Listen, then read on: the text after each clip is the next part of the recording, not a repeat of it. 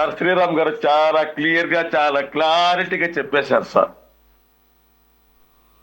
అంటే తిరుమల లడ్డు అనేది ఒక పవిత్రతకు పేరు సార్. అటువంటి లడ్డూను ప్రతిరోజు తీసుకువచ్చి ప్రజల ముందు ఉంచి దాని ఆ పవిత్రతను అపవిత్రం చేయడం ఎంతవరకు న్యాయము? శ్రీరామ్ గారు చెప్పారు అసలు విషయం ఏంటి, ఎందుకు ఈ విధంగా జరుగుతుంది, ఎందుకు హిందూ సమాజానికి ఈ విధంగా రోడ్డు మీద లాగుతున్నారు అనేసి. అంతకంటే క్లారిటీగా చెప్పాల్సిన అవసరం ఇంకొకటి ఉండదు అనుకుంటున్నాను నేనైతే సార్. మీరు కూడా ముందే చెప్పేశారు కొండను తవ్వి ఎలుకొని పట్టేశారని సురేష్ గారు. అయితే ఇక్కడ ఏంటంటే ముఖ్యమైన విషయము, అంతా డిటర్జెంటే కలిపింది, అన్ని కెమికల్సే కలిపాయి, అంత కెమికల్స్ ఒక్క చుక్క నెయ్యి లేదన్నారు. ఎంత మంది అస్వస్థ గురయ్యారు ఈ లడ్డూలు తిని, ఎంత మంది హాస్పిటలైజ్ అయ్యారు ఈ లడ్డూలు తిని, ఎంత మంది చనిపోయారు, ఎన్ని రిపోర్ట్లు వచ్చాయి. ఇది నెయ్యే కాదని చెప్పేసి ఏ లడ్డూలు అయితే తయారయ్యా లడ్డూలే లేవు. అసలు ఆ లడ్డూలు లేనప్పుడు అసలు దాంట్లో ఉన్న కెమికల్ కలిసిందా డిటర్జెంట్ కలిసింది ఏ విధంగా తెలుస్తుంది? ఎందుకంటే మనకు తూర్పుగోదావరి జిల్లాలో చూసాము, కల్తీ పాలు తాగి డిటర్జెంట్ పాలు తాగి ఎంతో మంది చనిపోయారు, ఎంతో మంది హాస్పిటల్లో జరయ్యారు, ఎంతో మంది అస్వస్థకు గురయ్యారు. అదే అన్నమాట కల్తీ జరిగిందంటే. ఇక్కడ లడ్డూలే లేవు, తయారు చేసిన పద్ధతే లేదు, కెమికల్సే లేవు, డిటర్జెంటే లేవు. ఈ రోజు తీసుకొచ్చేసి ఆడ జరిగింది అంటున్నా అనేది చంద్రబాబు నాయుడు పన్నాగంలో భాగము. చంద్రబాబు నాయుడు టోటల్ మీరే మాట్లాడుదురు కానీ ఫస్ట్ కెమికల్స్ విషయానికి వద్దాం. చంద్రబాబు నాయుడు చెప్తే దాని మీద నమ్మేసి మనం డిబేట్లు పదుల సంఖ్యలో పెట్టేటంత అమాయకులు మనం కాదు, మనంతా చదువుకున్న వాళ్ళమే. My self I'm a chemistry graduate. Okay, of course subject ఇప్పుడు ఎవరు గుర్తుండకపోయినా. అయితే కెమికల్స్ కలిసాయి, చుక్క పాలు చుక్క నెయ్యి లేకుండా 60 లక్షల కేజీల నెయ్యి 4 సంవత్సరాల పాటు 20 కోట్ల లడ్డూలు తయారు చేసిందని చెప్పింది చంద్రబాబు నాయుడు కాదు. సుప్రీంకోర్టు పర్యవేక్షణలో సిబిఐ కాన్స్టిట్యూట్ చేసినటువంటి స్పెషల్ సిట్ అది చెప్పిన దాన్నే మనం మాట్లాడుకున్నాం. కాబట్టి అక్కడ మీరు ఫ్యాక్చువల్గా రాంగ్. రెండో పాయింట్, డిటర్జెంట్స్ అన్న పదం కూడా ఆ చార్ట్ షీట్లో చాలా గ్యాప్ వచ్చింది కాబట్టి నేను పేజ్ నెంబర్లు మర్చిపోయాను. ఆ చార్ట్ షీట్లోనే ఒక చోట డిటర్జెంట్స్ వాడబడ్డాయి అని చెప్పేసి చెప్పారు. రెండోది, అన్ని కల్తీల్లోనూ ప్రాణాలు పోవండి. మీరు తూర్పుగోదావరి జిల్లాలో జరిగింది మొన్న చెప్తున్నారు కదా, పాలల్లో కలిసింది, అది ఏకంగా యాసిడ్ ఏదో మిక్స్ అయిందని చెప్పేసి ఆ రిఫ్రిజిరేటర్లో జరిగినటువంటి వ్యవహారం. కల్తీల్లో రకరకాల కల్తీలు ఉంటాయి, ప్రాణాలు తీసే అన్ని ప్రాణాలు ఏం తీయవు, నెమ్మదిగా ఎఫెక్ట్ ఆరోగ్యం మీద చూపించేకూడదు. ఆఖరికి మనం తాగే కోకు పెప్సీల్లో కూడా ఈ కెమికల్స్ ఉంటాయి అని చెప్పేసి ఆల్రెడీ తేల్చారు కదా. ఇకపోతే నేను ఇందాక మీకు ఒకటి చెప్పాను, ఈ దీంట్లో డిటర్జెంట్స్ కలిసే అవకాశం ఎలా ఉంది అని చెప్తా. ఈ మధ్య కాలంలోనే మన విజయపాల గురించి, ఆంధ్రప్రదేశ్కి సంబంధించిన విజయపాలు కల్తీ అవుతున్నాయి, దాని మూలంగా తెలంగాణ విజయకి బ్రాండింగ్కి నష్టం జరుగుతుందని తెలంగాణ విజయకి సంబంధించిన అధికారులు ఈ ప్రభుత్వానికి లెటర్లు రాస్తే వీళ్ళు స్పందించకపోతే వాళ్ళు మీడియా ముందుకు వచ్చారు. ఆ సందర్భంలో బయటకు వచ్చింది ఏంటంటే, ఈ బ్రాండింగ్ని ప్రైవేట్ వ్యక్తులకి మీ ప్రభుత్వ హయాంలోనే అమ్మేశారు. మళ్ళీ again thanks to your government only, the credit goes to you. ఒక్క నిమిషం సార్, లెట్ మీ కంప్లీట్. మళ్ళీ మీరే మాట్లాడుతారు కానీ.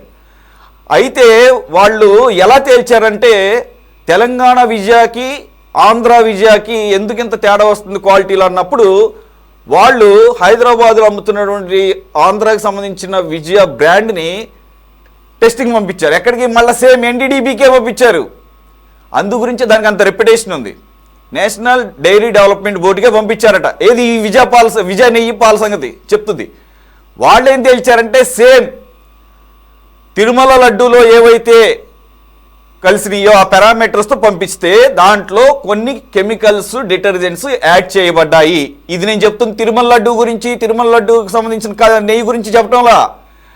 ఆంధ్రాకి సంబంధించిన విజయ బ్రాండింగ్ కల్తీ జరిగింది అని చెప్పేసి తేల్చడానికి తెలంగాణ విజయ బ్రాండ్ వాళ్ళు టెస్టింగ్ పంపించారు ఎన్డీడీబీకి. పంపిస్తే వచ్చిన రిపోర్ట్లో అప్పుడు నాకు కూడా అర్థమైందనమాట, ఓహో, సో పాలు కానీ లేకపోతే నెయ్యి కానీ ఆ టెక్స్చర్ రావడానికి, అలాగే ఆ నొరగ రావడానికి, పూసగా అని చెప్పేసి యాడ్ వినపడుతుంటుంది కదా, పూసగా నెయ్యి అటువంటి రావాలంటే కొన్ని కెమికల్స్ వాడాలి.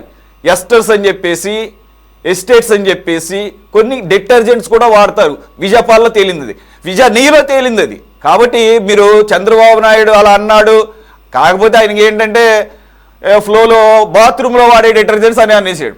డిటర్జెంట్ చాలా చోట్ల వాడతారు, బాత్రూంలో ఏంటి మనం వాడే సబ్బుల్లో కూడా ఉంటాయి. Yeah please sir. ఇండస్ట్రీస్ వాళ్ళు వాళ్ళ మిషనరీ క్లీనింగ్ కోసం కెమికల్స్, డిటర్జెంట్స్ వాడుతుంటారు సార్. నేను ఆల్రెడీ మీకు కొరిలేషన్ చెప్పాను. నేను మీకు ఆల్రెడీ కొరిలేషన్ చెప్పాను. మీకే కాదు, ఇక్కడ మీకే కాదు కొంతమంది ప్రేక్షకులకు కూడా అర్థం కావాలని చెప్పేసి చెప్పాను.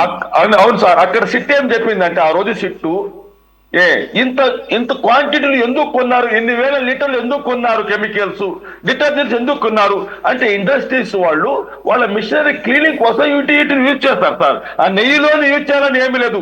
అయితే ఇక్కడ చెప్పేది ఏంటంటే ఎవరు తప్పు చేసినా వాళ్ళకు కఠినమైన శిక్ష విధించాలని నేను వైఎస్ఆర్సీపీ తరఫున డిమాండ్ చేస్తున్నాను. మేమేమి ఇది చేయడం లేదు. వైఎస్ఆర్సీపీకి మా వెంకటేశ్వర స్వామి మీద జరిగిన అన్యాయాన్ని, జరిగిన లడ్డూల విషయంలో మేము కఠినంగా శిక్షించమని డిమాండ్ చేస్తున్నాము. అయితే ఇక్కడ ఏంటంటే ఇంటెలిజెన్స్ రిపోర్ట్ ఇచ్చిన ప్రకారంగా చంద్రబాబు నాయుడు గవర్నమెంట్ టోటల్ గా ఫెయిల్ అయింది. ఏమి చేయాలని ఏమి తోటగా చంద్రబాబు నాయుడు గారు లడ్డూ విషయం తీసుకొచ్చేశారు.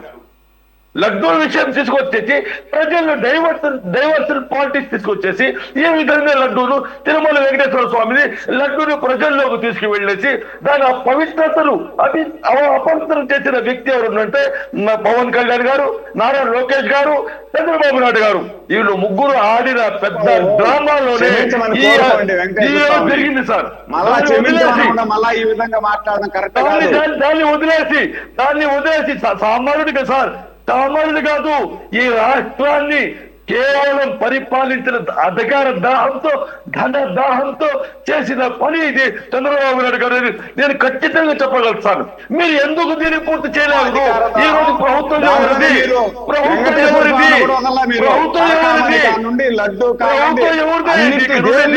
ప్రభుత్వం ఎవరిది?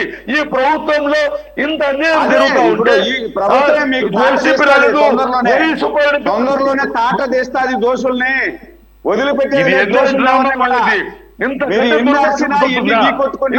ప్రజలకు తెలుసు. మీరు దొంగలు దోపిడీదారులని, వెంకటేశ్వర స్వామి లడ్డూలో కూడా కల్తీ చేశారని ప్రజలకు తెలుసు. అదే విధంగా మీరు చేసినటువంటి అరకామని దోపిడీ కూడా తెలుసు. కాబట్టి ఎవరు ప్రజలు వదిలేట్లేదు మిమ్మల్ని.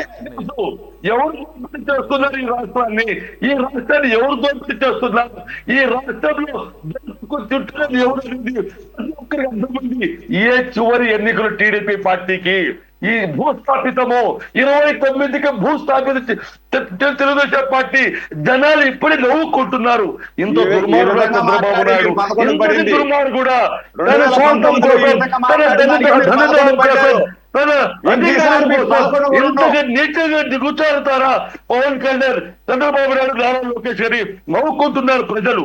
ఇప్పుడైనా దేవుడిగా క్షమాపణ చెప్పుకొని లెంపలేసుకోండి అయ్యా. ఉదయం లేస్తే వైఎస్ఆర్సీపీ పార్టీ పైన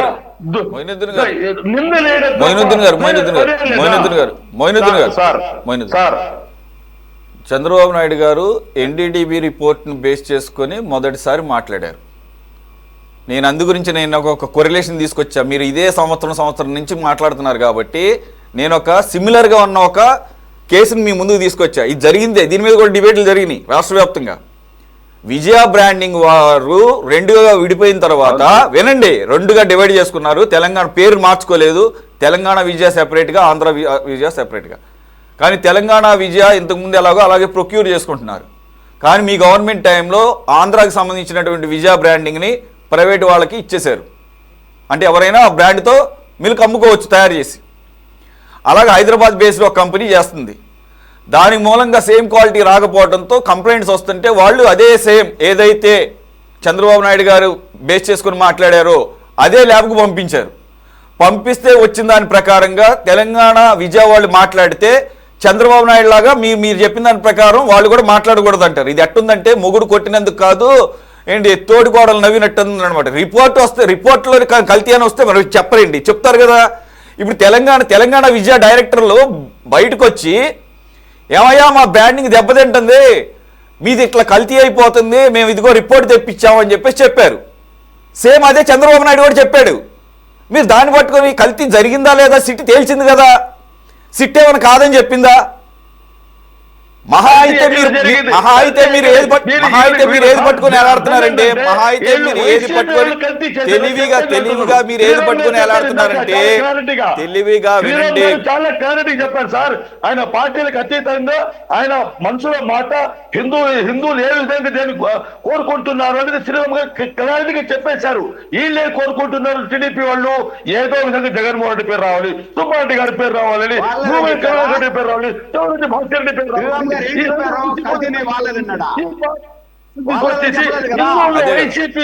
ఒక దుర్మార్గ పార్టీ చిత్రీకరించాలని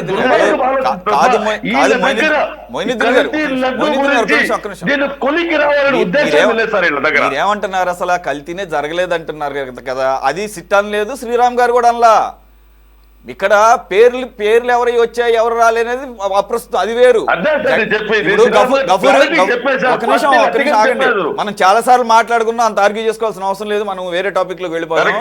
గఫూర్ గారు కూడా ఏమన్నారు, దీని వెనకాల జగన్మోహన్ రెడ్డి ఉన్నారని ఎవరు అంటలా, ఆయన తెలియకుండానే జరిగి ఉండొచ్చు. ఎందుకంటే దేని దానికి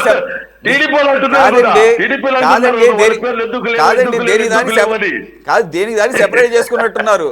లెక్కరేమో సీఎంఓ వేదికగా ఇక్కడి నుంచి నడుస్తూ ఉంటుంది, ఇది నా వ్యవహారం, టీటీడీ కింద ఎక్కడ ఉంటుంది కాబట్టి అది మీ వ్యవహారం అని చెప్పేసి డివిజన్ చేసేసినట్టున్నారు. ఈ రకమైనటువంటి డీసెంట్రలైజేషన్ అయితే బాగా జరిగినట్టుంది కాబట్టి చూద్దాం. ఎందుకంటే ఈ మేజర్ స్కామ్లో కూడా దీంట్లో కూడా చూడండి, మీరు చాలా న్యాయబద్ధంగానే వెళ్ళారు. ఆ లిక్కర్లో మేజర్ చంక్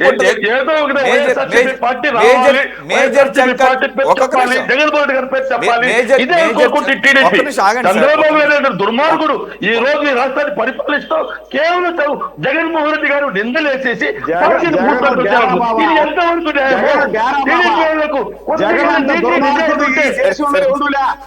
జగన్ లాంటి దుర్మార్గుడు ఈ దేశంలోనే ఉండులా.